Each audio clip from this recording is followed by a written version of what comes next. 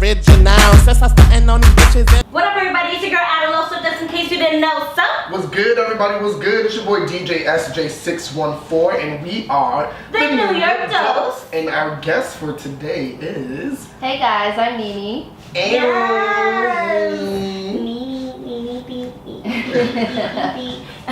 The New York Dose is a weekly podcast run by a team of multicultural millennials bringing you pop culture, chit chat, current events, and a dose of New York City. This show is comprised of 3 sections that are broken up into smaller segments. Us at the New York Dose so we can converse with you. Or you can call and text us at 520-815-6670 and leave us a voicemail or a text message that will air on our next episode. So do that. Again, it's 520-815-6670. And if you didn't catch that, rewind this shit. Yeah. So we're gonna jump into the subway, getting right into Nene. Yes. And in this segment, it correlates with the New York City train subway line. So since we have you, little mama, we're gonna just jump right in and transfer from train to train. So starting with the G train, Nene. Yes. So, What up? Tell us about you. who are you? What do you do? What are you about? So guys, I'm the Nene Show. I have a radio show that's every Thursday, 10 p.m. to midnight. I'm actually not from New York, so I'm very happy that I'm here with you guys. Where you from? today. Where you from? I'm from Elizabeth, New Jersey. Oh, Jersey in the building. Jersey in Yes. the building. Yes. Elizabeth, New Jersey. So I'm very happy to be with you guys today. And I'm on the D train, right? No, you're on the G train right I'm now. on the G train. Yeah. The guest train. The guest train. The guest train. So yes, New Jersey. So did you grow up in Jersey? Yes, I did. I grew up in Elizabeth. Elizabeth, born and raised. No, born in Newark. Whatever, it's right there. They Born go right there. Born in Newark, but okay, cool. And how was that? It was cool, you know, it really made me who I am today. You know, I'm a little harsh, like I'm a little hard, but I'm also feminine, so. How is Newark like over there? Like, is it? Newark? I think I've been there a couple times. There's a little like Newark some is- poverty there. Newark Yeah. is Newark, yeah. Yeah. It's poverty. I'm the town right next over, but they are gentrifying it. So it's, Like they are with everything. yes.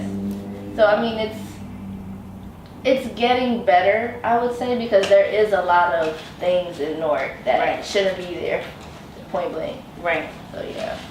When did you start integrating with New York City, or did that ever happen? That was, yes. I'm actually, most of my supporters and fan base are from New York City.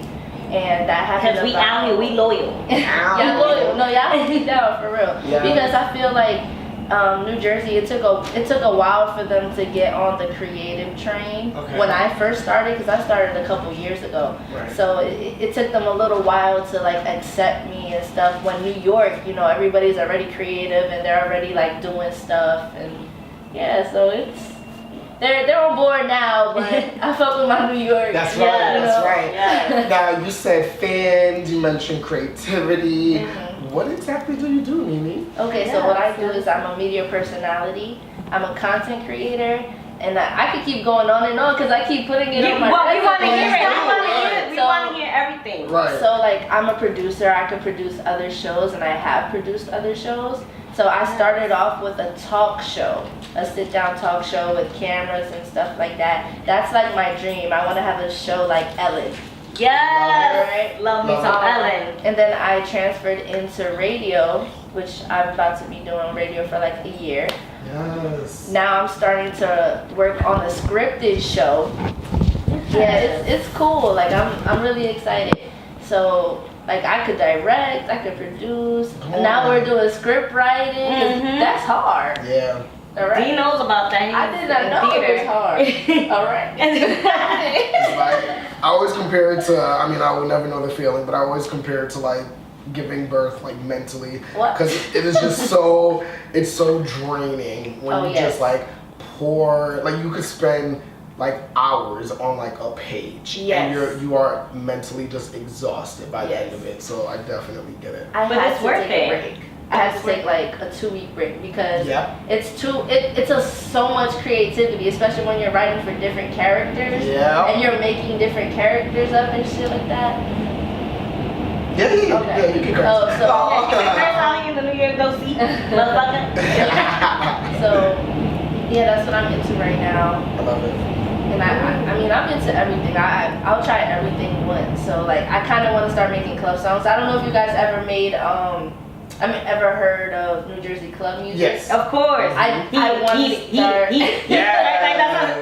Right, that's it. Like, It's like that, yeah. right. I That's like really kind of similar to Baltimore Yeah. music. Yeah. Right. I want to start making that. Yeah, It's wait. fun. I just want to rewind to when you said I want to try everything once, because you better fucking say that shit one more time. Yes. Like, that's I'll try how I'm on that wave too. I love it. I like to try stuff out. I'm creative, so like. What's your I'll sign? try it. I'm a Pisces. You're a Pisces, How about my you? water sister, Cancer. Yes. Yes. How about you?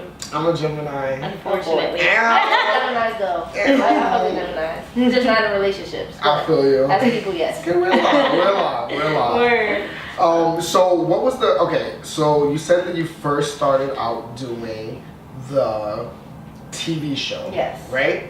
Now, what was that transition like from TV to radio? And like what influenced you to go along that route? Honestly, like the talk show is my baby. Like that's my dream. I love it so much.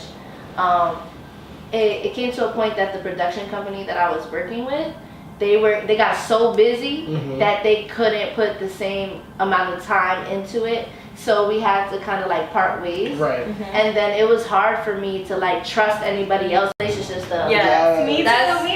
Because we have all these different kind of people coming up, so I just asked them like, what do you think about a relationship? Like, what are you thinking about? Because everybody does not think the same, and like it could blow your mind. Like my For mind real. was blown. My mind is always mind fucked. I'm like, what? And I always open up with like positive affirmations because I'm a big believer of energy and vibes and stuff like that. So Yes. every time somebody Over here comes too. in, Yep. I'm like, do you know what positive affirmations are? Usually the guys don't know, so then we gotta explain it to I love them. And then we say it, like I'll say it, they'll repeat it and stuff, and we go from there. We set the show off on a good note. That's awesome. I love that. What has been one of your most memorable or favorite interviews that you've done? Oh, I mean, ever, even with the talk show, or Yeah. like my. Well, you can my- do one for each. Okay, my favorite talk show interview is my first interview ever, because that artist, shout out to Justin Love, he, I had nothing, so I just reached out to him. I'm like, look, I love you. I really want you to be on my show. I have nothing to show you, Right. and he still did it. So I love that's that. the one that's my favorite. And then for the radio show, I'll have to say I had Walt from Black Ink Crew on it. That's And it was the most difficult interview that I've done up to date because he wilded out on the show. What? Like, listen, he wilded out on Dude, the show. explain. I need to go back He to was, that. I don't know if you guys watched Black Ink Crew, but Yes. he was going through a hard time on the show, Okay. right? And I didn't, when people go through hard times, they lash out and stuff like that, but I didn't really know what to expect from the interview. So usually I have drinks and stuff for people. So he said he was sober on the show, so I'm like, I don't know if I want to like incorporate that, but he already came to the show Right. fucked up. Right. So I'm like, okay, we're on that type of time, and it's gonna be a good vibe. And the topics that at hand, I feel like it just triggered him. Ooh. And he was just wilding, like blacking out the whole show. And me and my co-host Yanni, shout out to Yanni. Yanni. We really had to like pull it together. So that's one of my favorite interviews, just because it showed our Love professionalism. it. Yep. But it was Ooh. so crazy. Like we didn't know what the hell was going on. We was like, sis, is this real? You really wilding like this? But then we still cool. Shout out to Walt. Yeah. But I liked it, and I told him, I'm like, yo, thank you for being my most difficult interview to date, because you kind of need that as an interviewer. Because then if everybody's just like, I'm not saying people should come on your show and I don't think that's okay. But just to have like a challenge and stuff like that. I'm trying to think, has anyone came on our show like OD? Not yet. No, you know what? Not yet. They shouldn't. I mean, no, they shouldn't. They But shouldn't. I would like to see like how would we react to as a whole too. I know D will be disrespectful, but I'll be like, no, let's just relax. Like, not on my show. Everybody was on live and they're like, yo, what the fuck is good? Like, what's wrong with him? Why is he acting like that? I'm like, shit. Everybody's wilding out. Like, you know, since it's a radio station, there's other people around. They're like, yo, Nene, like, you good? You need us to, you know. Right. I'm like, nah, like, let's see how this ends and stuff like that. Like, he ended up just storming out. Like, he stormed out. The interview? We finished the interview. But like we still had like a couple things to do, and he just stormed out and cursed us all out, and that shit was so funny. Yes, it was so funny. Did you air it with all of that? Yes. Yeah, okay. It was live. It was live. Right, you know what I'm saying? Yeah. It's live. You can hear it, and then people are watching it. And Right. It was nuts, but that was one of my favorite interviews. But, you know, things have been happening. It sounds I feel fun. like I like to watch shows that are raw like that. That it's Right. just like, you know, you get what you get at that moment, like, because it's the realest form. It was just super like, exposed. yeah, that's what that was. That was intense. I was shook for like, I'm very like energetic. So like, if all that energy clings on to me, I get shook. Yeah. Like I was like shook for the next 2 days. Like my energy was It drained. was off. Yeah. I was like, oh my god, that took so much out of me. And I don't know if this might apply to the same, but I want to know what's like your like least favorable like interview and like why.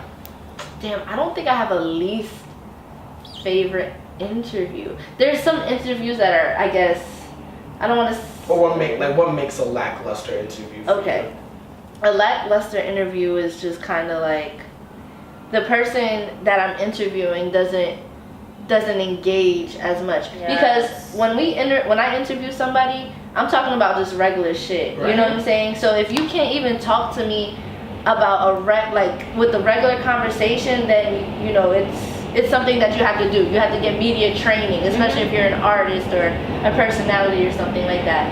So definitely Those get interviews, like, you have to like pull the conversation like throughout the whole way through the end, that you're just like, all right. Luckily, I don't think I've had many of those. Good.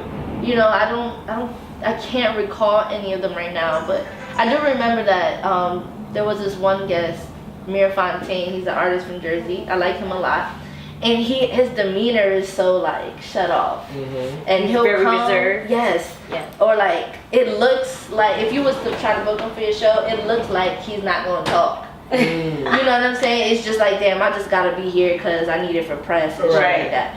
But he sat down, he had that demeanor, and then I was like, shit, this is about to be a hard interview. I'm like, damn, I'm gonna have to open this man up. Right. And then once we did, he was just like an open book. Just you know what I'm flowing. saying? He just Yes. That's flew, how you so- know you were like, okay. Yeah, I definitely got better. Right. Definitely. But yeah, I mean that was another like difficult one at first for me because I thought it was gonna be hard. But usually they all flow. Okay. I talk a lot, like Like, the fuck? Like, give me something. Damn. Yeah. What for anybody that might be like starting out on your path, what advice would you give them, and like what type of insight would you be able to give them? Like what exactly goes into doing what you do? Damn.